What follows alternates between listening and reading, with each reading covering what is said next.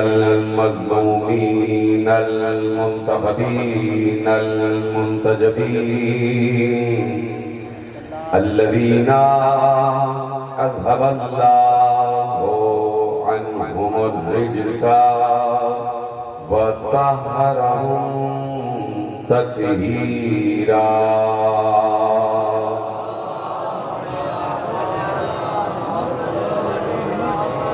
أما بعد فقد قال الله سبحانه وتعالى في محكم كتابه المجيد وفرقانه الحميد وقوله الحق. بسم الله الرحمن الرحيم.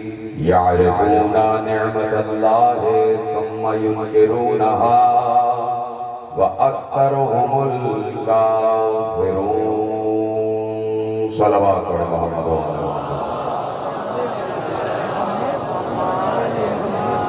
1443 ہجری کے شہر ماہ محرم کی مرکزی امام بارگاہ دھوبی گھاٹ فیصل آباد میں آپ حضرات آج دوسری تقریر سماعت فرما رہے ہیں. وسائل معرفت کے عنوان سے یہ سلسلہ آج دوسرے مرحلے میں داخل ہو رہا ہے، اور ہم یہ بات کہنے میں حق بجانب ہیں کہ ہم نے 1400 برس سے دنیا کو یہ پیغام دیا ہوا ہے کہ اس سے بڑا کوئی حقیقی پیغام نہیں ہے کہ اگر ہم آج دنیا میں کہیں پر بھی اللہ اللہ سن رہے ہیں تو وہ صرف حسین حسین کی وجہ سے ہے.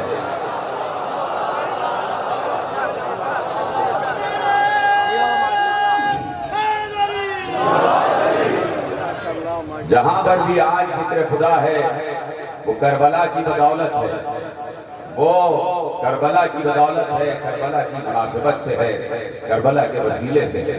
ایک بندہ ایسا گزر گیا کہ جس نے یہ ثابت کیا کہ اللہ ہے، جس نے یہ ثابت کر دیا کہ اللہ ہے. اور میرے نانا جو پیغام لائے تھے وہ بالکل برحق پیغام تھا، وہ بالکل حقیقی پیغام تھا، وہ روحانی پیغام تھا. تو میں نے کل بھی یہی عرض کیا کہ مصطفیٰ عقیدہ توحید کا بنانے والا اور حسین عقیدہ توحید کا بچانے والا. حسین آج جہاں پر بھی کہیں پر بھی اللہ کا ذکر ہے تو بوسیلہ آل محمد ہے. یہ بتاؤ کہ علی خود بات توحید نہ دیتے، نہ بتاتے کہ اللہ کیا ہے، اللہ کون ہے، اللہ کیسا ہے، اس کی رحیمیت کیا ہے، اس کی کریمیت کیا ہے، اس کی رحمانیت کیا ہے، اس کی غفوریت کیا ہے، اس کی صبوریت کیا ہے، وہ شکور ہے تو کیسا ہے، وہ غفور ہے تو کیسا ہے، وہ غفار ہے تو کیسا ہے، وہ قہار ہے تو کیسا ہے، وہ جبار ہے تو کیسا ہے، وہ صبور ہے تو کیسا ہے، وہ مومن ہے تو کیسا ہے، وہ مہیمن ہے تو کیسا ہے، وہ عزیز ہے تو کیسا ہے، وہ قدوس ہے تو کیسا ہے، وہ سلام ہے تو کیسا ہے، وہ سمیع ہے تو کیسا ہے، وہ بصیر ہے تو کیسا ہے، وہ لطیف ہے تو کیسا ہے، وہ خبیر ہے تو کیسا ہے. علی نے بتایا اس کے صفات ہیں اور اس کے صفات کی ذات ہیں، اس کی ذات کا حصہ ہیں اس کے صفات. خبردار صفت والا الگ نہ ماننا، ذات والا الگ نہ ماننا. سلامت رہیں آپ. یہ نہ کر لینا کہ اللہ کے صفات کو اللہ سے الگ مانو اور اللہ کی ذات کو اللہ سے الگ مانو. اگر تم نے ایسا کیا تو تم نے دوئی پیدا کر دی. اسی لیے علی نے بہت ہی اہتمام کے ساتھ اور بڑے ہی چنیدہ الفاظ کے ساتھ، بڑے ہی چنے ہوئے الفاظ کے ساتھ عقیدہ توحید بیان کیا، معرفت توحید دنیا تک پہنچائی. علی نے کہہ دیا من وصف اللہ عز وجل فقد جزاہ ومن جزاہ فقد سناہ ومن سناہ فقد جہلہ ومن جہلہ فقد اشار الیہ ومن اشار الیہ فقد حدہ ومن حدہ فقد عدہ. علی کا خطبہ علی منبر سلونی پر بیٹھ کر کہہ رہے ہیں کہ من وصف اللہ فقد سناہ، جس نے اللہ کے وصف کو مانے اور اللہ کی ذات کو الگ مانا، اس نے دو اللہ مانے. ذرا آپ نے جیسا میرے ساتھ دیا ہے تو میں چاہتا ہوں آج خطبہ توحید سے گفتگو کا آغاز کیا جائے کہ علی نے کہا ومن وصف اللہ، جس نے اللہ کی صفات بیان کی اور اس نے صفت کو الگ مانا اور ذات کو الگ مانا. اس نے دو خدا تسلیم کیے، ایک ذات والا ایک صفت والا، ایک ذات والا ایک صفت والا. تو اس نے دوئی پیدا کر دی، جس نے دوئی پیدا کی فقط جزا ہو، اس نے اس کے جز پیدا کر دی. جس نے دو اللہ مانے گویا اس نے اس کو جز میں تسلیم کر لیا، یعنی دو اللہ ہیں جز میں مان لیا. اور جس کے جز ہو جائیں وہ اللہ نہیں ہوتا. جز کا مطلب یہ ہے کہ اگر ایک ہے تو اس کے دو آدھے ہو سکتے ہیں، اگر دو ہے تو اس کے دو ایک ہو سکتے ہیں. تو کہا ومن سناہ فقد جزاہ ومن جزاہ فقد جہلہ، جس نے اس کے دو حصے مانے، جس نے اس کے دو جز مانے وہ اس سے جاہل رہا، وہ اس سے جاہل رہا، اس نے اسے پہچانا ہی نہیں. اور جس نے اسے نہیں پہچانا جو اس کی ذات و صفت سے جاہل رہا فقط اشارہ الیہ، بس اس نے اسے قابل اشارہ مانا. پریشانی تو نہیں ہو رہی؟ میں بڑے رسک لے کر ایسے موضوعات یہاں چھیڑتا ہوں، فیصلہ آباد کے مجمع میں بڑا رسک لے کر موضوعات چھیڑتا ہوں، اور آپ کی سماعتوں پر مجھے یقین ہے کہ میرا ایک جملہ محفوظ کیا جا رہا ہے اور سمجھا جا رہا ہے. ومن جزاہ فقط جہلہ ومن جہلہ فقط اشارہ الیہ، جو اس سے جاہل رہا اس نے اسے اشارے کے قابل سمجھا. یعنی جو اس کو نہیں پہچانتا وہ یہ کہتا ہے کہ وہ اس وقت زمین پر موجود ہے، آسمان پر نہیں ہے. اشارہ کیا کہ وہ رہا اللہ، تو یہ نہیں کہا جا سکتا کہ وہ رہا اللہ. علی سے کسی نے پوچھا تھا کہ یا علی یہ بتائیے آپ کا اللہ کہاں رہتا ہے، آپ کا اللہ کہاں رہتا ہے. علی سے پوچھا گیا کہ یا ابو الحسن یہ بتائیے کہ آپ کا اللہ کہاں رہتا ہے. تو پہلے تو سوال کرنے والے کے انداز کو سمجھو، پہلے تو سوال کرنے والے کے انداز کو سمجھو. اس نے کہا آپ کا اللہ کہاں رہتا ہے، یعنی دنیا یہ مانتی ہے کہ اللہ ہے تو انہی کا ہے، اللہ ہے تو انہی کا ہے. آپ کا اللہ کہاں رہتا ہے، یہ تو تھا یہودی. اس نے کہ یہودی بنتا تھا سوال یہ کرنا کہ آپ کا اللہ، ہم تو اللہ کو مانتے ہی نہیں. لیکن میں مسلمانوں کی بات کروں تو ایک خلیفۃ المسلمین یعنی بنو امیہ کا، بنو عباس کا ایک خلیفہ گزرا، بنو عباس کا ایک خلیفہ گزرا، بیٹھا ہوا ہے مسند پر. اور میں جب نام لوں گا تو آپ سمجھ جائیں گے کہ کسی خلافت کا تذکرہ ہو رہا ہے. امام علی بن موسیٰ المرتضیٰ علیہ السلام. بلند آواز سے شاد رضا پر صلوات بھیجیے، بلند آواز. مولا تشریف فرما ہے، دربار ہے اور ولی عہدی کا دور ہے، اور ایسے میں خلیفہ بیٹھا ہوا ہے، حاکم بیٹھا ہوا ہے اور دربار بھرا ہوا ہے، دربار بھرا ہوا ہے. کوئی حاکم کی مرضی کے بغیر سے اٹھ نہیں سکتا، اس کی کابینہ میں سے کوئی حاکم کی مرضی کے بغیر سے اٹھ نہیں سکتا، کوئی اس کی مرضی کے بغیر سوال نہیں کر سکتا. خاموشی چھائی ہوئی ہے اس لیے کہ بادشاہ بیٹھا ہوا ہے. انسان ڈرا ہوا ہے خلیفہ سے کہ اگر ادھر ادھر کی کوئی گستاخانہ بات کر دی تو ہمارا سر قلم کر دیا جائے گا. تو انسان ڈرا، انسان ڈرا، لیکن مکھی نہیں ڈری، لیکن مکھی نہیں ڈری. وہ مکھی پرواز کرتی ہوئی آئی اور خلیفہ کو تنگ کرنا شروع کیا، خلیفہ کو تنگ کرنا شروع کیا. وہ ادھر سے ہٹاتا ہے تو وہ ادھر آ جاتی ہے، وہ اس رخسار سے ہٹاتا ہے تو ادھر آ جاتی ہے. مکھی بار بار اسے تنگ کر رہی ہے. تو اب اس نے جھنجھلا کے پلٹ کے علی بن موسیٰ المرتضیٰ کی طرف مخاطب ہو کر کہا یہ آپ کے اللہ نے مکھی بنائی کیوں ہے؟ اور فرمایا آپ نے یعنی جہاں پر بھی کوئی تصور ہے تو وہ یہی ہے کہ اللہ ہے تو انہی کا ہے، اور اللہ کو سمجھتے ہیں تو یہی سمجھتے ہیں، اور اللہ کو سمجھا سکتے ہیں دنیا کو تو یہی سمجھا سکتے ہیں کہ اللہ ہے کیا. کہا آپ کے اللہ نے یہ مکھی بنائی کیوں ہے؟ تو بھائی بتا وہی سکتا ہے، بتا وہی سکتا ہے، بتا وہی سکتا ہے کہ یا تو جس نے خود بنائی ہو یا بنتے ہوئے دیکھا ہو. وہی بتا سکتا ہے نا، یا تو جس نے خود بنایا ہے یا بنتے ہوئے دیکھا ہے یا بنانے والے کے مقصد کو جانتا ہے. یا بنانے والے کے مقصد کو جانتا ہے. تو اب جیسے ہی کہا کہ آپ کے اللہ نے یہ مکھی کیوں بنائی ہے تو فی الفور میرے مولا نے جواب دیا کہ تم جیسے بادشاہوں کے غرور کو توڑنے کے لیے، تم جیسے بادشاہوں کے غرور کو توڑنے کے لیے. توجہ فرمائی آپ نے. تو اب یعنی جہاں پر بھی بات آ رہی ہے وہ یہی ہے کہ آپ کا اللہ. تو پوچھنے والے نے پوچھا علی منبر ضروری پر ہیں اور خطبہ توحید ارشاد فرما رہے ہیں، اور پوچھنے والا پوچھ رہا ہے کہ آپ کا اللہ کہاں رہتا ہے، کہاں رہتا ہے، کہاں رہتا ہے، وہ کہاں ہے.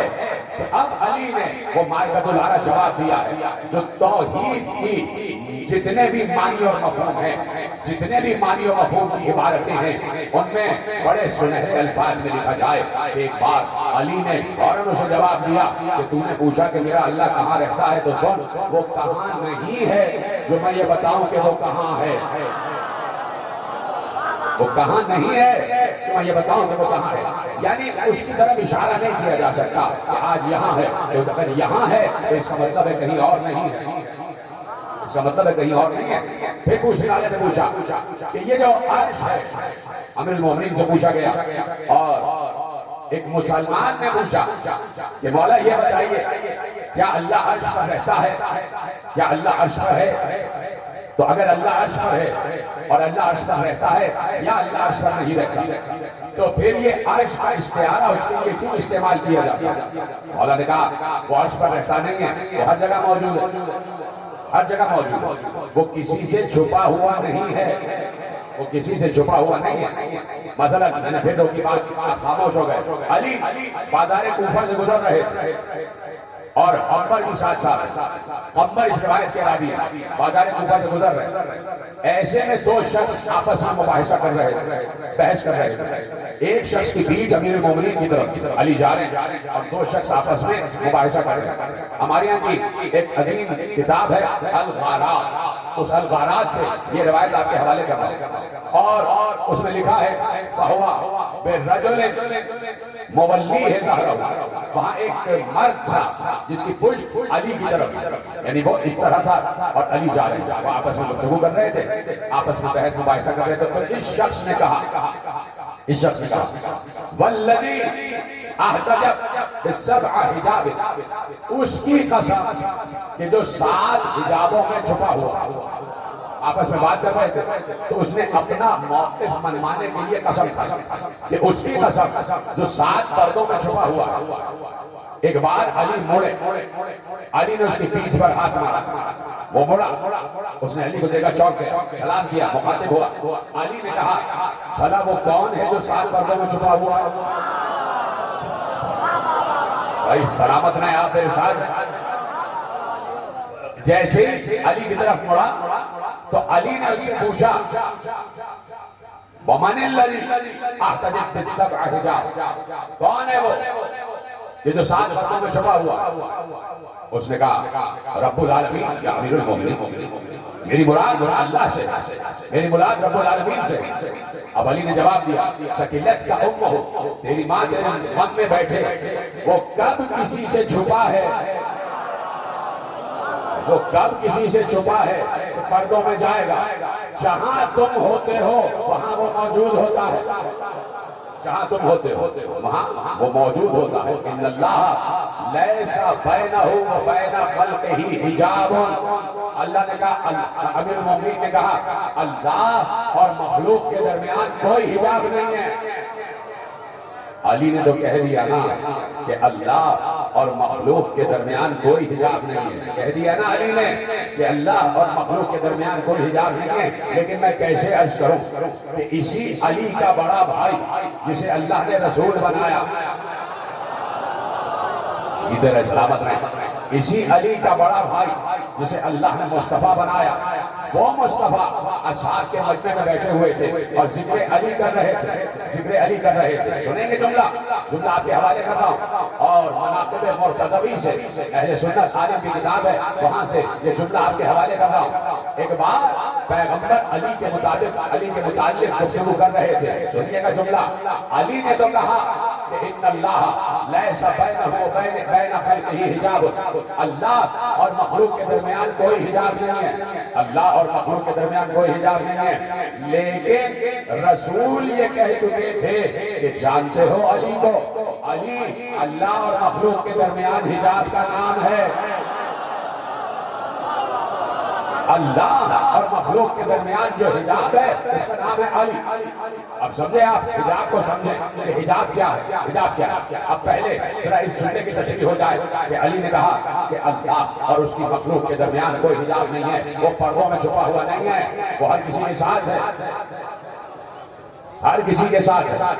وَهُوَ مَعَهُمْ أَيْنَمَا كَانُوا، تم جہاں جاتے ہو یہ تمہارے ساتھ ہوتا ہے۔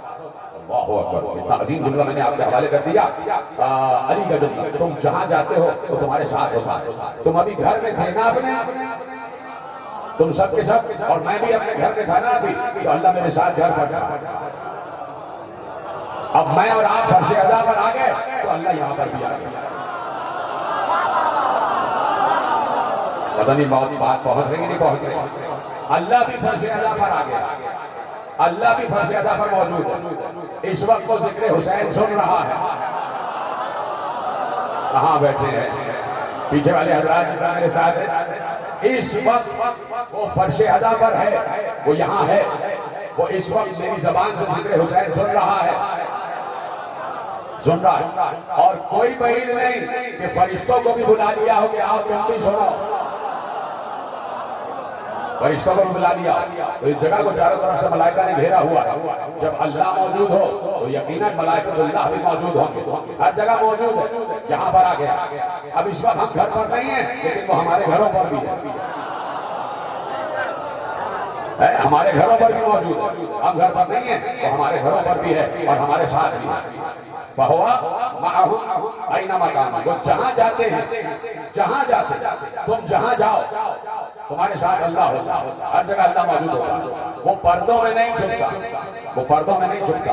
تو میں سوال کرنا چاہتا ہوں کہ جب وہ پردوں میں نہیں چھپتا، وہ پردوں میں نہیں ہے، وہ حجاب میں نہیں ہے، تو پھر یہ معراج کے حجاب میں کون چھپا ہوا تھا؟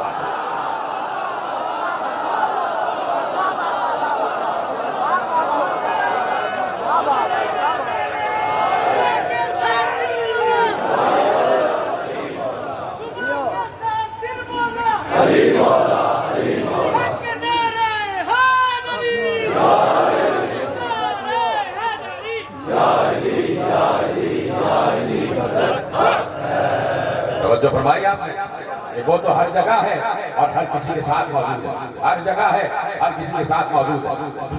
تو اب پیغمبر نے کہا کہ علی اللہ و مخلوق کے درمیان حجاب ہے، یہ حجاب ہونا ضروری ہے، یہ حجاب ضروری ہے، اس لیے کہ ہم براہ راست اللہ کے وجود کو برداشت نہیں کر سکتے کہ اللہ کے نور کی ایک تجلی جب موسیٰ برداشت نہ کر سکے، اللہ کے نور کی ایک تجلی جب موسیٰ برداشت نہ کر سکے، یہ اللہ کے نور کی تجلی آئی کہاں سے؟ یہ نور تھا کس کا؟ یہ دور پر نور تھا کس کا؟ یہ تو میرا استدلال نہیں ہے، علماء سابقہ کا استدلال ہے جو آپ کے حوالے کا بہت پرانی بات ہے اور آپ کے حوالے کا بات، لیکن آپ نے سینکڑوں مرتبہ سنی ہے، میرے موضوع میں یہ بات نہیں ہے لیکن آئی ہے تو عرض کرتا ہوا آگے بڑھتا ہوا، آپ کو یاد دلاتا ہوا آگے بڑھتا ہوا کہ بھائی یہ دور پر کس کا نور چمکا؟ کون تھا دور پر؟ جب اللہ نے کہہ دیا کہ تم مجھے نہیں دیکھ سکتے، لن تران، تم مجھے نہیں دیکھ سکتے، تو 70 آدمیوں نے بشمول موسیٰ دیکھا، تبھی تو بے ہوش ہو، دیکھا تبھی تو بے ہوش ہوئے، اور 70 آدمی مر گئے، موسیٰ بے ہوش ہو گئے، 70 آدمی مر گئے۔ بعد میں موسیٰ نے انہیں اللہ سے کہتے زندہ کروایا، کہا کہ پروردگار انہیں زندہ کر دے، نہیں تو ان کی قوم کہے گی کہ موسیٰ پہاڑ پر لے کر موسیٰ نے انہیں قتل کر دیا، انہیں زندہ کر دے تاکہ یہ گواہ بن جائے۔ اس کا مطلب ہے بہت سے مردے اس لیے زندہ کیے گئے تاکہ گواہ بن جائے، سلامت رہے آپ، تاکہ گواہ بن جائے۔ تو اب کہا کہ موسیٰ آ گئے دور پر اور کہہ لیا کہ پروردگار اپنا نور دکھا دیا، اپنا نور کو مشاہدہ کروا، کہہ دیا لن ترانی، تم مجھے نہیں دیکھ سکتے، لن ترانی، تم مجھے نہیں دیکھ سکتے۔ جیسے آواز تھی ویسی کرو، یہ کیا کیا؟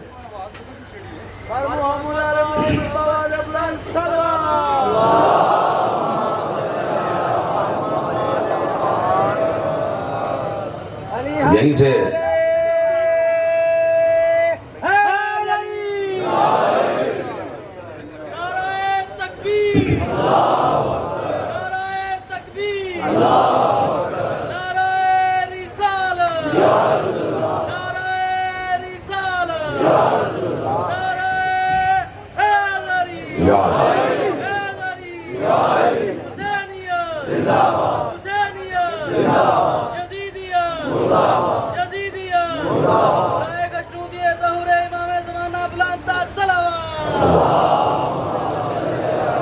جب تک ہمارے مہدی بھائی آپ سے کچھ گزارشات کرنا چاہتے ہیں تو 5 منٹ کے لیے ان کی گزارش سن لیجیے، جب تک یہ مائک سسٹم بھی سیٹ ہو جائے گا۔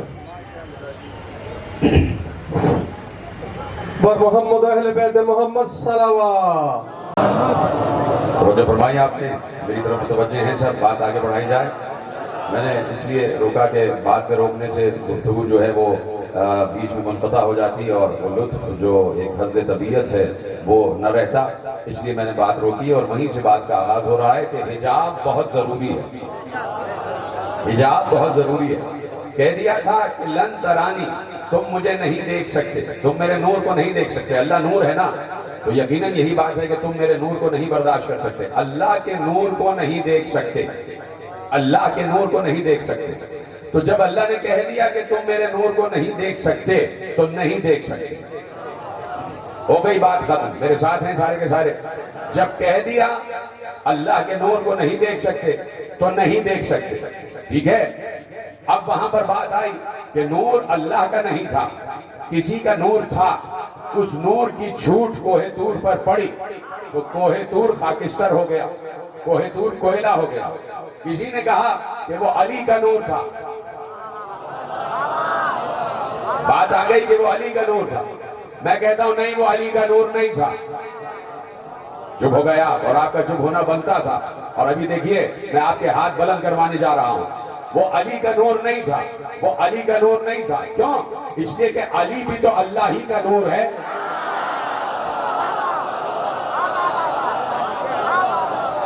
علی بھی تو اللہ ہی کا نور ہے۔ اور اللہ نے کیا کہا کہ تم میرے نور کو نہیں دیکھ سکتے۔ پیغمبر بارہا مسجد نبوی کے ممبر پر علی کا تعارف کراتے ہوئے کہہ چکے تھے کہ انا و علی من نور واحد، میں اور علی ایک ہی نور سے ہیں۔ روایت آپ کے ذہن میں ہے نا، حدیث آپ کے ذہن میں ہے، میں اور علی ایک ہی نور سے ہیں، میں اور علی واحد نور سے ہیں۔ تو یہ واحد نور ہے کس کا؟ وہ ایسا واحد ہے کون جس کے نور سے یہ دو ہیں؟ وہ ایسا واحد کون ہے کہ جس کے نور سے یہ دو ہیں؟ تو وہ واحد کون ہے؟ ایک بار قرآن نے اس بات کی توضیح کر دی کہ میدان محشر ہوگا اور تمام اہل محشر میدان میں موجود ہوں گے، ایسے میں اللہ کی آواز آئے گی، لمن الملک اليوم، آج کس کی بادشاہت ہے؟ آج کس کی بادشاہت ہے؟ سب مل کر کہیں گے، سب مل کر کہیں گے للہ الواحد القہار، آج اس اللہ کی بادشاہت ہے جو واحد ہے۔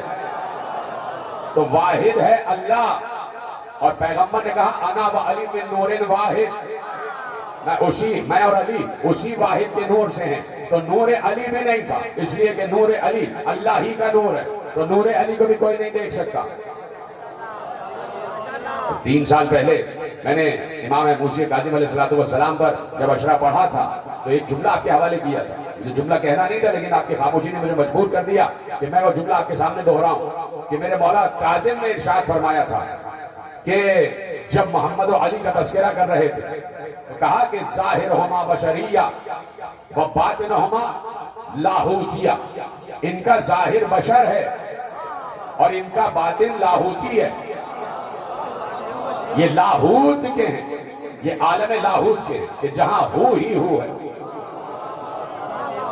ختم کر دیتا ہوں بات، اتنی مشکل بات بھی نہیں ہے، جب معرفت کی بات آ جائے تو زیادہ بولا کریں۔ یہ اس عالم کے ہیں، ان کی حقیقت یہ ہے، ان کا باطن یہ ہے کہ یہ عالم ہو کے ہیں، اور ان کا ظاہر یہ ہے کہ یہ عالم بشریت کے ہیں۔ کیا تمہیں پتا ہے کہ یہ لباس بشر میں کیوں آئے؟ جس کو یاد ہوگا وہ میری بات پر ساتھ کرے گا. میں نے یہ جملہ 3 سال پہلے کہا تھا کہ یہ میرا جملہ نہیں ہے، معصوم کا جملہ. کیا تمہیں معلوم ہے یہ دونوں لباس بشر میں کیوں آئے؟ ہیں نور، ہیں نور، لیکن آئے لباس بشر میں. تو کہا تمہیں معلوم ہے کہ محمد و علی جو نور ہیں وہ لباس بشر میں کیوں آئے؟ کہا اس لیے لباس بشر میں آئے کہ اگر اپنے اصل نور کی کیفیت میں آ جاتے تو تم انہیں دیکھ نہ پاتے. یہ طرح سلامت رہے. اپنے اصل نور کی کیفیت میں آ جاتے تو تم انہیں دیکھ نہ پاتے. تاکہ تم انہیں دیکھ سکو اس لیے لباس بشر میں آئے. اور لباس بشر میں اس لیے آئے تاکہ وہ تم پر حجت بن سکے، تاکہ وہ تم پر حجت بن سکے. تو اس لیے لباس بشر میں آئے. تو اب میں نے عرض کیا کہ علی و محمد دونوں نور خدا کا حصہ، دونوں نور خدا سے ہیں. عنوان میرا ہے وسائل معرفت، اور وسائل معرفت میں یہی معرفت کی باتیں ہوں گی، اور یہی میں آپ سے 10 دن گفتگو کروں گا کہ محمد و علی ایک نور کا حصہ ہیں. وہ بھی نور خدا، یہ بھی نور خدا. اور اللہ کہہ رہا ہے تم نور خدا کو نہیں دیکھ سکتے. تو پھر کس کا نور تھا؟ پھر کس کا نور تھا؟ معصوم سے پوچھا گیا کہ وہ کس کا نور تھا جو طور پر چمکا؟ معصوم نے ارشاد فرمایا کہ اللہ نے سکان سماوات میں جہاں فرشتگان کو اللہ نے رکھا ہوا ہے وہیں پر ایک گروہ فرشتگان ہے جنہیں کروبیین کہا جاتا ہے، جو اللہ کے قریب ترین ہیں. میرے تو رونگٹے کھڑے ہو جاتے ہیں جب میں قرب خدا کی بات کرتا ہوں. وہ فرشتگان، وہ فرشتے جنہیں کروبیین کہا جاتا ہے، وہ اللہ کے قریب ترین فرشتے ہیں. اللہ کے قریب ترین تو سبھی ہیں، اللہ تو سب کے قریب ترین ہے، لیکن اللہ نے عرش کو اپنی بلندی کا استعارہ بنایا ہوا ہے تاکہ تم جب دعا مانگو تو یوں کر کے نہ مانگو، یوں کر کے مانگو. کوئی ہے میری بات کو سننے والا، سمجھنے والا اور بتانے والا کہ بات سمجھ گئے؟ اللہ کو اس کی بلندی کے حساب سے، یہ وہ بلند ہے، اس کو بلند بتانے کے لیے عرش کو اس کا استعارہ مانا گیا ہے تاکہ ہاتھ کو یوں کر کے دعا مانگو، تاکہ اسے بلند مانو. نہیں تو وہ زمین پر ہر جگہ موجود ہے، کائنات میں ہر جگہ موجود ہے، زمین کی تہوں میں بھی موجود ہے، آسمانوں کی بلندیوں میں بھی موجود ہے، ہر جگہ موجود ہے. کہا کہ وہ فرشتے جو عرش اعظم پر مقام مخصوص الہی، جو اللہ کے لیے مخصوص مقام ہے، اس کے قریب ترین ہیں، انہیں کروبیین کہا جاتا ہے. اور تمہیں پتا ہے وہ کروبیین کون ہیں؟ وہ علی کے شیعہ ہیں. اللہ نے ان شیعوں میں سے ایک شیعہ کا نور طور پر ظاہر کیا.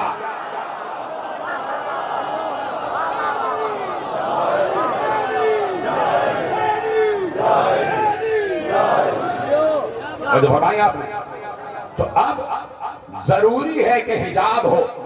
میں تو وہیں پر ہوں، پتہ نہیں آپ کہاں گئے، سب میرے ساتھ ہیں. ضروری ہے کہ حجاب ہو.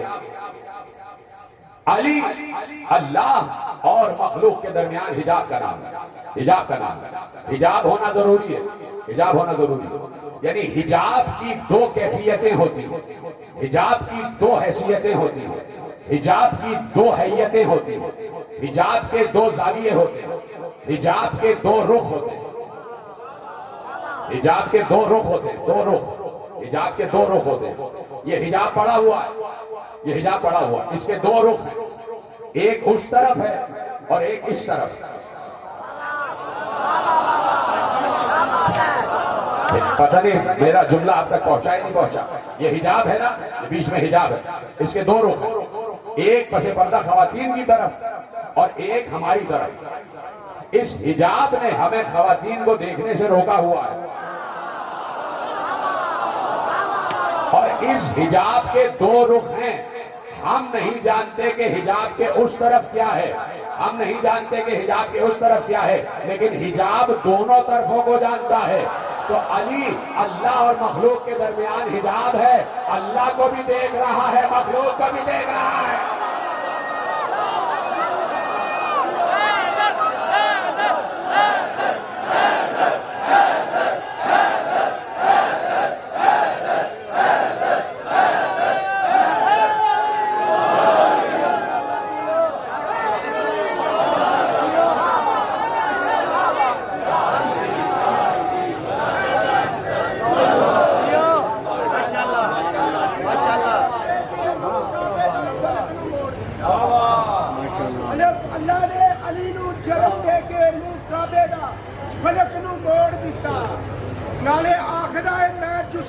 ਰੱਖਦਾ ਨਹੀਂ ਨਾਲੇ ਨਾਲ ਅਲੀ ਦੇ ਜੋੜ ਦਿੱਤਾ ਵਾਰੀ ਈਸਾ ਦੇ ਮਰੀਮ ਨੂੰ ਬਾਹਰ ਕੱਢਿਆ ਵਾਰੀ ਅਲੀ ਦੇ ਦਰ ਨੂੰ ਤੋੜ ਦਿੱਤਾ ਅਲੀ ਆਕੇ ਨਾਰਾਏ ਹੈ توجہ فرمائیے آپ علی حجاب ہے اور اس حجاب کا ہونا ضروری ہے کہ وہاں سے لے اور یہاں دے وہاں سے لے یہاں دے اب اس استدلال کی میرے پاس ایک محکم دلیل موجود ہے اور وہ دلیل کم و بیش میرے پاس اس کے 5 حوالے ہیں اہل سنت کے کہ جنہوں نے یہ حدیث لکھی ہے اور حوالوں کی ضرورت بھی نہیں ہے اس لیے کہ حدیث ویسے ہی سمجھ میں آ جاتی ہے بہت آسان حدیث ہے پیغمبر نے ارشاد فرمایا کہ اللہ معطی وانا القاسم اللہ مجھے دیتا ہے اور میں تقسیم کرتا ہوں اللہ مجھے عطا کرتا ہے اور میں تقسیم کرتا ہوں یعنی وہ براہ راست عطا نہیں کرتا کسی کا وسیلہ ہے تو عطا کرتا ہے وسیلے کا وہ قائل ہے اللہ وسیلے کا قائل ہے اور اللہ وسیلے کا خالق ہے وسیلہ بنانے والا اللہ ہے وہ وسیلے کے ذریعے ہم تک پہنچا اور ہر کسی تک وسیلے کے ذریعے پہنچتا ہر کسی تک وسیلے کے ذریعے پہنچتا ہے چپ ہو گئے آپ یعنی یہیں پر مجھے بات کو موڑ دینا تھا لیکن آپ نے مجھے روک لیا وہ وسیلے کا قائل ہے اور وہ وسیلوں کا خالق ہے اسی نے وسیلے خلق کیے وہ خود کہتا ہے وَيُنَزِّلُ الْغَيْثَ میں بارش برساتا ہوں اور پھر ایک مقام پر کہتا ہے کہ کچھ فرشتوں کو میں نے بارش برسانے پر مامور کیا ہوا وہ کہتا ہے کہ وَيَعْلَمُ مَا فِي الْأَرْحَامِ مجھے معلوم ہے کہ ماؤں کے شکم میں کیا ہے لیکن کچھ فرشتوں کو معین کیا ہوا ہے کہ اس شکم میں بیٹا بنا دو اس شکم میں بیٹی بنا دو یعنی وہ وسیلہ بناتا ہے وہ وسیلے کا قائل ہے وسیلے کا قائل ہے اب میں آپ کے سامنے قرآن کی ایک آیت اور قرآن کی ایک روایت پیش کرتا ہوں اجازت ہے جب میرے ساتھ ہے کہ قرآن کی ایک آیت اور قرآن کی روایت جناب مریم سلام اللہ علیہ سلام ہمارا اس پاک بی بی پر بطول بی بی پر کہ ہیں بیت المقدس وہیں پرورش ہوئی وہیں پر پرورش ہوئی وہیں پر پروان چڑھی کوئی اندر نہیں آ سکتا اور مریم باہر نہیں جا سکتا اگر کوئی اندر آ سکتا ہے تو جناب زکریا باہر جاتے ہیں تو تالا لگا کے چلے جاتے ہیں اور جب گھر میں آتے ہیں جب بیت المقدس میں آتے ہیں جب مسجد میں آتے ہیں تو پھر جناب مریم سے بات چیت ہوتی ہے اور وہاں پر پہلے سے قسم قسم کے کھانے رکھے ہوئے دیکھتے ہیں پوچھتے ہیں یا مریم ان لک ھذا یہ کہاں سے آیا یہ کہاں سے آیا جناب مریم نے کہا ان اللہ یرزق من یشاء بغیر حساب اللہ بھیجتا اللہ مجھے کھانے بھیجتا یعنی عرش سے کھانا آتا ہے عرش سے کھانا آتا ہے تو جناب مریم وہ ہیں کہ جن کے گھر میں عرش سے کھانا آئے فرشتے عرش سے کھانا لائیں ہاتھ بلند ہو گئے اس کا مطلب ہے کہ جملہ پہنچ گیا نہیں پہنچا تو اب پہنچا دیتا ہوں مریم وہ ہیں کہ جن کے گھر پر فرشتے کھانا لائیں اور زہرا وہ ہیں جن کے گھر سے فرشتے کھانا لے جائیں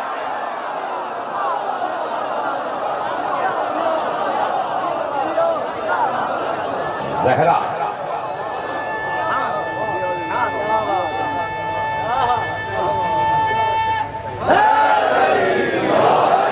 جن کے گھر سے فرشتے کھانا لے جائیں جہاں سے روٹیاں عرش پر جائیں اور عرش سے سورہ دہر اتر آئے تو جناب مریم کوئی نہیں آ سکتا اور مریم باہر نہیں جا سکتا ایسے میں جناب مریم نے دیکھا کہ ایک بشر ہے جو مسجد میں آ گیا فوراً اس کو دیکھتے ہی کہا انی اعوذ بالرحمن منک ان کنت تقیا جناب مریم نے کہا میں اللہ کی پناہ چاہتی ہوں تجھ سے اگر تو متقی ہے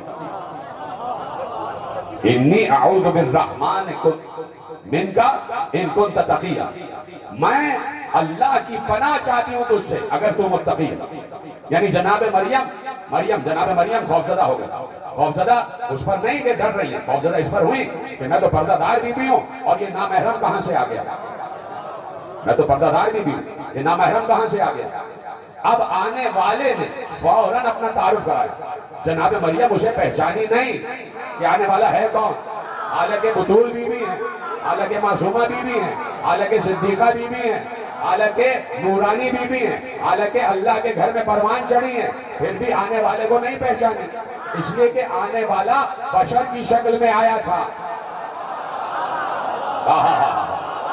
سلامت رہیں آپ، آنے والا بشر کی شکل میں آیا تھا، تو فوراً آنے والے نے کہا گھبراؤ نہیں مریم، انی انا رسول ربک لأہب لک غلاما زکیہ، میں تمہارے رب کی طرف سے قاصد بن کر آیا ہوں، میں تمہارے رب کی طرف سے رسول بن کر آیا ہوں، میں انسان نہیں ہوں، فرشتہ ہوں، اور فرشتہ نور ہوتا ہے، جب نور لباس بشر میں آیا تو مریم جیسی بیوی بھی نہ پہچان سکی،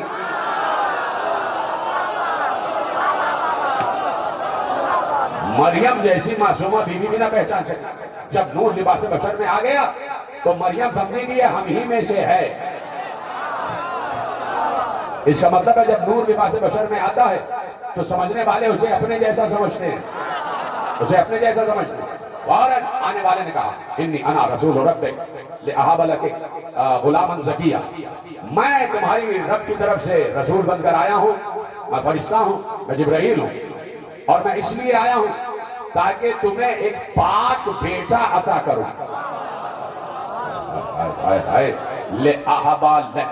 لأہب لک غلاما زکیہ، تاکہ میں تمہیں عطا کروں بیٹا۔ کہاں بیٹھے ہیں آپ؟ لأہب لک غلاما زکیہ، تاکہ میں تمہیں بیٹا عطا کروں، میں جبرائیل کہہ رہے میں تمہیں بیٹا عطا کروں۔ ہاتھ جوڑ کر جبرائیل سے کہو جبرائیل یہ کیا بدعت کر رہے ہو، یہ کیا شرک کر رہے ہو، بیٹے تو اللہ عطا کرتا ہے، تم کیسے عطا کر رہے ہو؟ بیٹے تو اللہ عطا کرتا ہے۔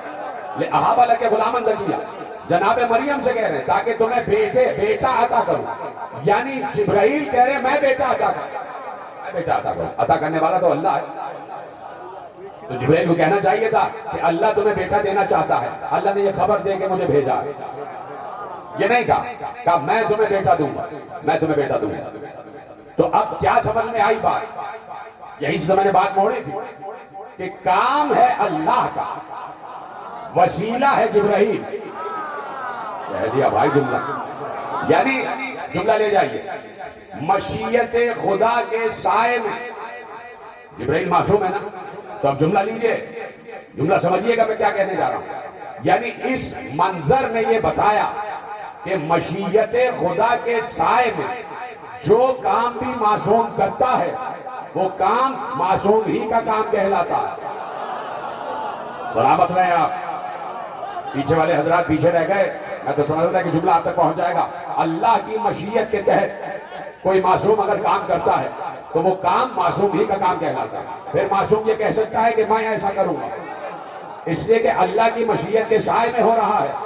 معصوم کہہ سکتا ہے کہ میں کروں گا، میں کرتا ہوں، معصوم کہہ سکتا ہے کہ میں کرتا ہوں، اس لیے کہ معصوم مشیت خدا کے سائے میں کام کر رہا ہوتا ہے۔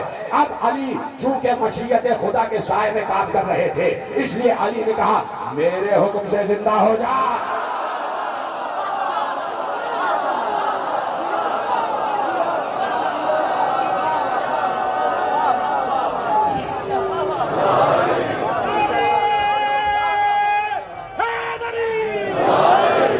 میرے حکم سے زندہ ہو جائے، تو مشیت خدا کے تحت معصوم کا کام ہی کہلاتا ہے۔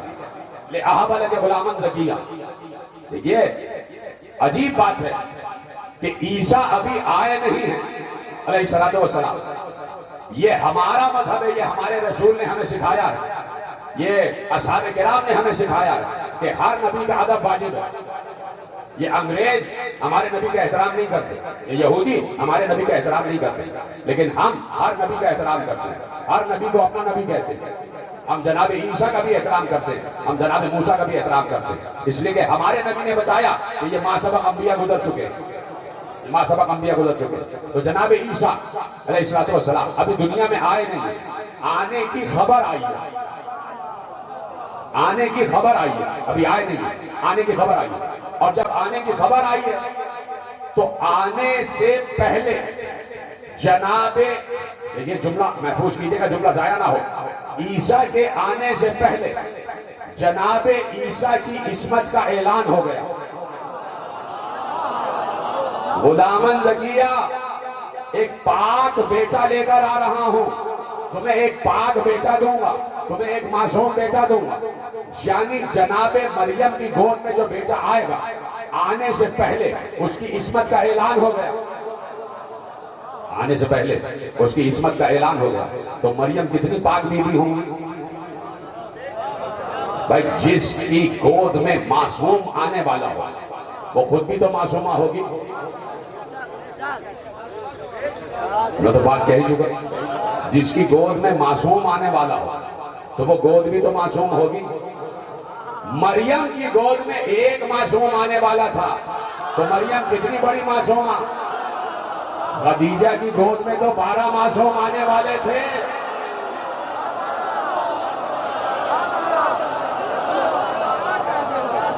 تو خدیجہ کتنی بڑی معصومہ ہوئی؟ اور جملہ لے جاؤ، چونکہ مریم معصومہ تھی اور مریم کے دور میں کوئی دوسرا معصوم نہیں تھا، مریم کے دور میں کوئی دوسرا معصوم نہیں تھا، اس لیے اللہ نے مریم کو بغیر شادی کے رکھا۔ اللہ نے نہیں چاہا کہ معصومہ بیوی کسی غیر معصوم کے عقد میں جائے۔ اللہ اکبر، اللہ اکبر۔ اللہ نے نہیں چاہا کہ معصومہ بیوی کسی غیر معصوم کے عقد میں جائے، تو خدیجہ کی گود میں بھی تو معصوم آنے والے تھے، تو خدیجہ کسی غیر معصوم سے کیسے شادی کر لیتی؟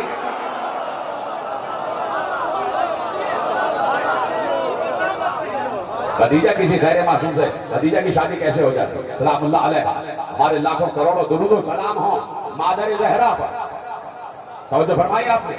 تو اب یہاں پر وسیلہ ہے اور اللہ وسیلے کا قائل ہے، اللہ ہر کام وسیلے کے تحت کرواتا ہے۔ موت خود دیتا ہے نا اللہ، تو یہ ملک الموت کیا ہے؟ اور دینے والا اللہ ہے، تو ملک الموت کا کیا کام ہے؟ تو ملک الموت کا وسیلہ ہے، ملک الموت کا وسیلہ، وہ وسیلہ اختیار کرتا ہے، تو وسیلہ ہے ملک الموت کا، اسرائیل کا وسیلہ، اس وسیلے کے تحت روح کو قبض کرتا ہے۔ توجہ فرمائی آپ نے؟ صلوات پڑھیں محمد و آل محمد۔ کوئی نہ کوئی ایسا آتا ضرور ہے۔ توجہ فرمائے؟ تو وہ وسیلے کا قائل، وسیلے کا قائل، اور اس نے ہم مسلسل وسیلے دنیا میں بھیجے۔ وہ چاہتا تھا کہ اسے پہچانا جائے، وہ چاہتا ہے کہ اسے پہچانا جائے، تو اس نے اپنی پہچان کے وسیلے قرار دیے، اپنی پہچان کے وسیلے قرار دیے۔ اس نے کہا یہ فطرت کی اشیاء ہیں، ان کے ذریعے مجھے پہچانو۔ طلوع ہوتے ہوئے سورج کو دیکھو مجھے پہچانو، اس کے بعد چاند کو طلوع ہوتے ہوئے دیکھو مجھے پہچانو، ستاروں کو آسمان پر ٹکا ہوا دیکھو مجھے پہچانو، ہواؤں کو چلتا ہوا دیکھو مجھے پہچانو، بارش کو برستا ہوا دیکھو مجھے پہچانو، پھولوں کو کھلتا ہوا دیکھو مجھے پہچانو، پھولوں کو پھلوں میں بدلتا ہوا دیکھو مجھے پہچانو، بلند باغ پہاڑوں کو دیکھو مجھے پہچانو، پرندوں کو دیکھو مجھے پہچانو، حشرات کو دیکھو مجھے پہچانو، جنات کو دیکھو مجھے پہچانو، فرشتوں کو دیکھو مجھے پہچانو، آسمان کی وسعتوں کو دیکھو مجھے پہچانو، اور اگر کسی کو نہیں دیکھ سکتے تو اپنے آپ کو دیکھو اور مجھے پہچانو۔ سلامت رہا۔ جس نے اپنے آپ کو پہچانا اس نے اپنے رب کو پہچانا، اپنے آپ کو پہچانا، تو جس نے اپنے آپ کو پہچان لیا وہی پہنچا رب تک، وہی پہنچا رب تک۔ تو حسین اپنے عرفان کی منزل پر تھے، اپنے عرفان کے ذریعے عرفان الہی کی منزل پر تھے۔ حسین اللہ کو پہچانتے تھے، حسین اللہ کو پہچانتے تھے، اور جو اللہ کو پہچان لیتا ہے پھر وہ اس سے عشق کرتا ہے، پھر عشق ہو جاتا ہے۔ اللہ کو پہچان لو، اللہ سے عشق ہو جائے، پھر کسی اور کو تم دیکھو گے بھی نہیں۔ جب تمہارا محبوب تمہارے سامنے آ جائے پھر تمہاری آنکھوں پہ کوئی اور نہیں چڑھتا۔ اللہ کو محبوب بنا لو، اللہ کے عشق کی منزل پر آ جاؤ، پھر تم کسی اور کو نہیں دیکھو گے۔ تو حسین نے اللہ سے عشق کیا، عشق کیا، اور اللہ نے کہا کہ میں دیکھنا چاہتا ہوں حسین تم عشق کی کس منزل پر ہو، کس منزل پر ہو۔ پروردگار اس منزل عشق پر ہوں کہ جو کچھ میرے پاس ہے وہ سب تیری نظر کر دوں گا، جو کچھ میرے پاس ہے وہ سب تیری نظر کر دوں گا۔ پروردگار میری سب سے قیمتی شے میری اولاد، میرا خون ہے، پروردگار اس خون کو تیرے حوالے کر دوں گا، یہ سب تیری قربانیاں تیری راہ میں قربان کر دوں گا۔ میرا مال و متاع لوٹ جائے، میرے عزیز قربان ہو جائے، میرے بچے میرے سامنے ذبح ہو جائے، یہاں تک کہ میرا سامان لٹ جائے، یہاں تک کہ میری بہن اسیر ہو جائے، پروردگار تیرے عشق کی منزل سے ہٹوں گا، دے دوں گا سب کچھ، جو کچھ میرا ہے وہ تیرا۔ اسی لیے کہ اللہ نے کہا تھا لن تنالوا البر، تم اس وقت تک نیکی کو نہیں پا سکتے حتیٰ تنفقوا مما تحبون، جب تک تم اپنی پسندیدہ ترین شے کو میرے حوالے نہ کر دو۔ حسین جس کو پسند کرتے تھے حسین نے سب کو اللہ کی راہ میں قربان کر دیا، لے کے چلا حسین قافلہ عشق لے کے چلا، حسین کاروان عشق لے کے چلا۔ پہنچے جب مکے پہنچے تو جتنے بھی حاجی تھے سب حسین سے ملنے آئے، سب نے حسین کی قدم بوسی کی، 10 بوسی کی۔ ایک بار حاجیوں نے ادھر ادھر دیکھنا شروع کیا، حسین نے کہا کیا دیکھ رہے ہیں، ادھر ادھر کیا دیکھ رہے ہیں، آگے پیچھے کیا دیکھ رہے ہیں؟ کہا کہ فرزند رسول جب بھی آپ آتے ہیں تو قربانی کے گوسفند ساتھ لے کر آتے ہیں، حج میں جو قربانی ہوتی ہے اس کے جانور ساتھ لے کر آتے ہیں، اللہ کی راہ میں قربانیاں ساتھ لے کر آتے ہیں، آج آپ کے ساتھ کوئی قربانیاں نظر نہیں آ رہی۔ حسین نے روتے ہوئے کہا، اپنے سارے بچوں کو بلایا اور ایک بار اشارہ کر کے کہا اس دفعہ حسین کی یہ قربانیاں ہیں، اس دفعہ حسین کی قربانی علی اکبر ہے، اس دفعہ حسین کی قربانی آن محمد ہے، اس دفعہ حسین کی قربانی قاسم ہے، اس دفعہ حسین کی قربانی، سنو گے آخری جملہ، اس دفعہ حسین کی قربانی 6 مہینے کا علی اصغر ہے۔ یہ ہیں حسین کی قربانیاں جنہیں حسین لے کر آیا، جنہیں حسین لے کر آیا۔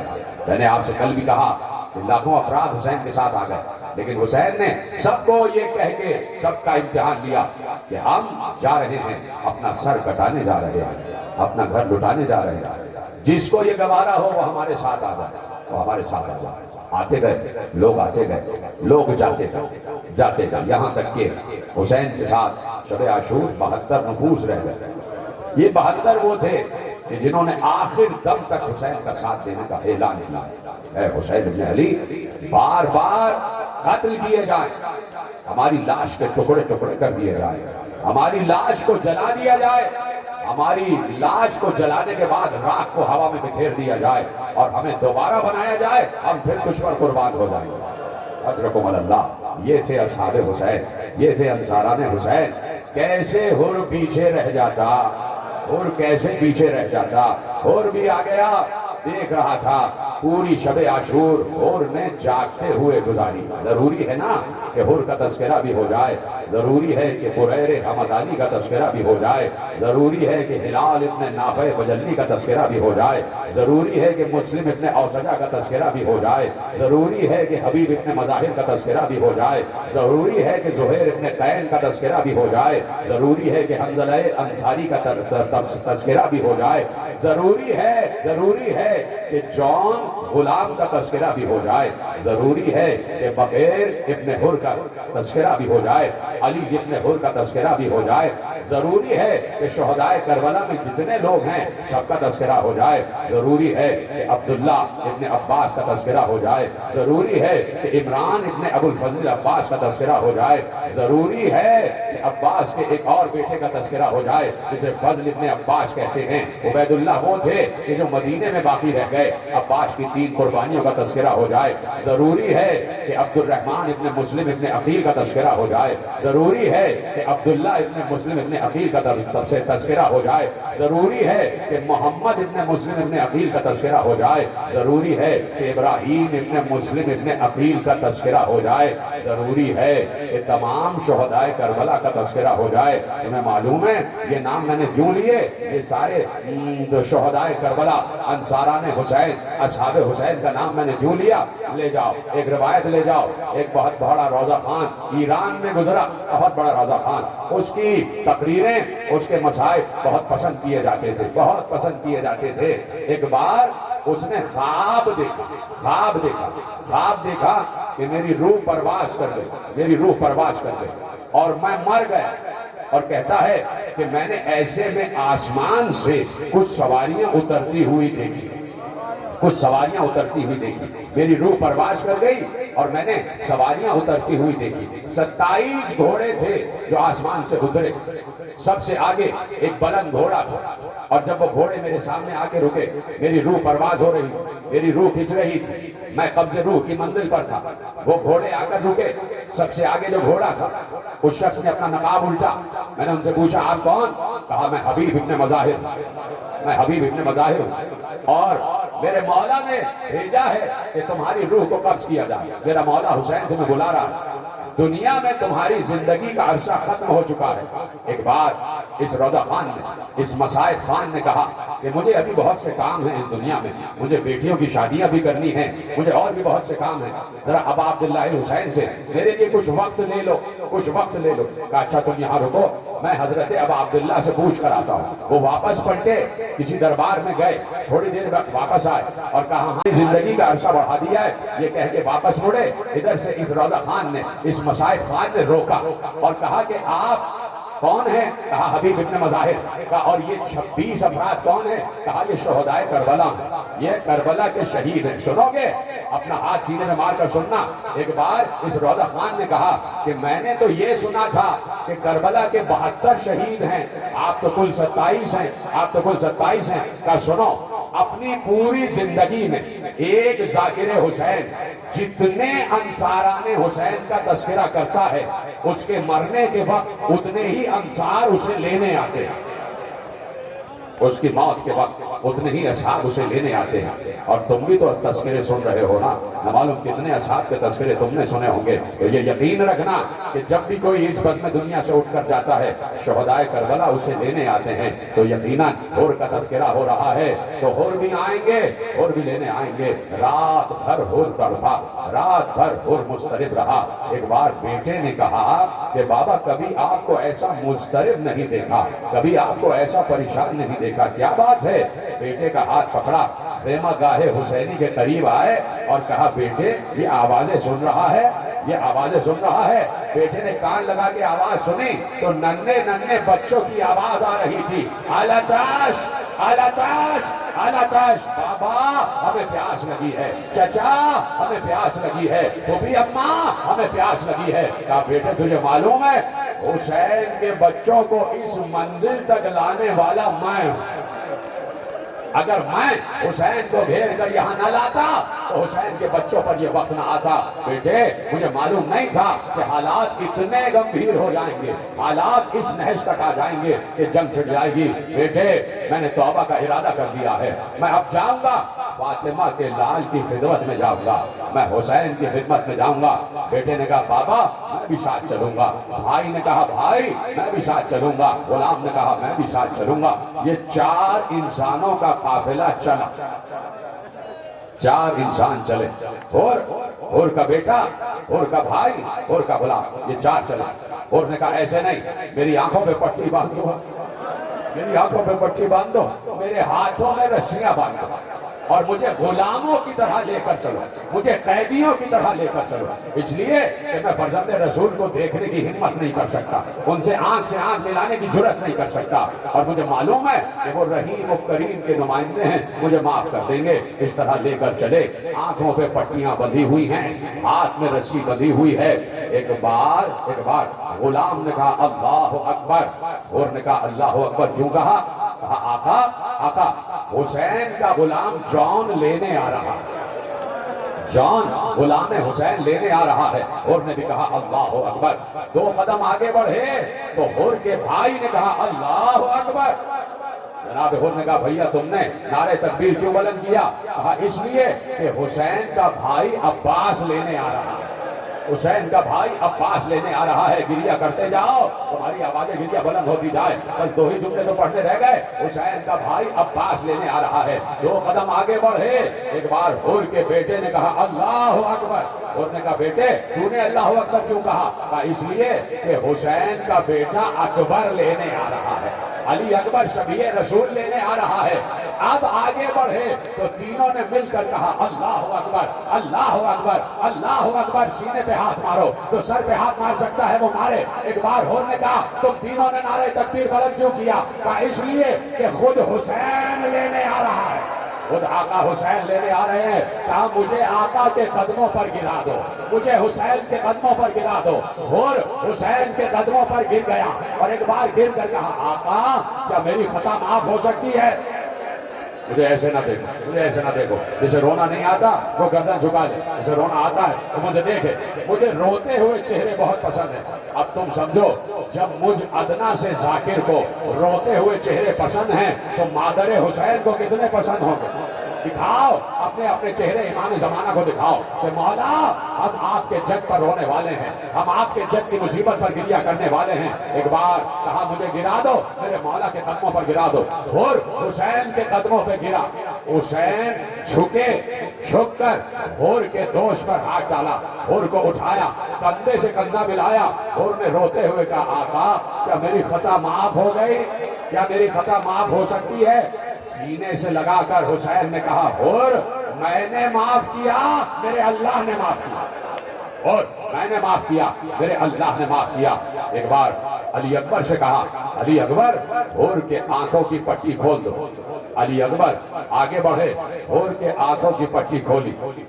حسین نے کہا اس کے بازوؤں کی، اس کی کلائیوں کی رسن بھی کھول دو، اس کے ہاتھوں کی رسیاں بھی کھول دو۔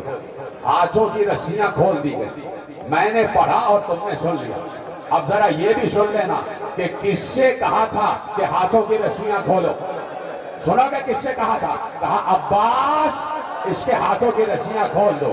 عباس آگے بڑھے، حور کے ہاتھوں کی رسی کھولی۔ میں کہوں گا مولا عباس، آقا حسین آج حور جیسے کمانڈر کے ہاتھوں کی رسیاں کھلوا رہے ہیں، ارے کل زینب کے ہاتھوں کی رسیاں کون کھلوائے گا؟ اجرکم اللہ، کل زینب کے ہاتھوں کی رسیاں کون کھلوائے گا؟ عباس کو پکارے گی حربی بھی، اور عباس کا لاشا کنارے فرات تڑپ رہا ہوگا۔ لے گئے حور کو اپنے خیموں کی جانب لے گئے۔ مبارکبادی کا شور اٹھا، مبارکبادی کا شور اٹھا۔ زینب نے پوچھا رضا کیا بات ہے، ایسی مبارکبادی کا شور ہے؟ کہا حور آ گیا، بی بی حور آ گیا نصرت حسین کو۔ تمہیں بتائے علی کی بیٹی نے ایک لفظ کہا کہ جاؤ حور سے کہنا علی کی بیٹی سلام کہہ رہی ہے، علی کی بیٹی سلام کہہ رہی ہے۔ اور دوسرا پیغام یہ دے دینا اے حور تم ہمارے مہمان ہو، مہمان، اور میزبانی کا تقاضا یہ ہے کہ جب کیا سن رہے ہیں، میزبانی کا تقاضا یہ ہے کہ جب مہمان آتا ہے تو اس کی خاطر تواضع کی جاتی ہے۔